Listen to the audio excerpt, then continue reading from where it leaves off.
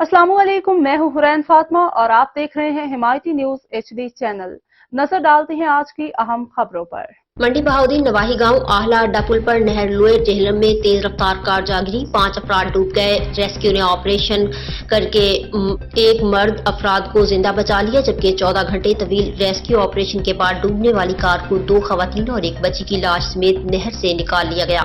Car गुज़िश्ता रात 10 बजे नहर में गिरी थी। Deputy commissioner Shahid Imran math और DPO रजत अख्तर काज़मी ने रेस्क्यू ऑपरेशन की निगरानी की। तफसीलात के मुताबिक मंडी बहाउद्दीन के इलाका आहला के करीब एक कार गुज़िश्ता रात 10 बजे तेज रफ्तारी के बायस नहर लोयर जेहलम में आहला अड्डा पुल पर मोड़ काटते हुए पुल के मोड़ पर हिफाजती दीवार न होने के बायस नहर में जा गिरी।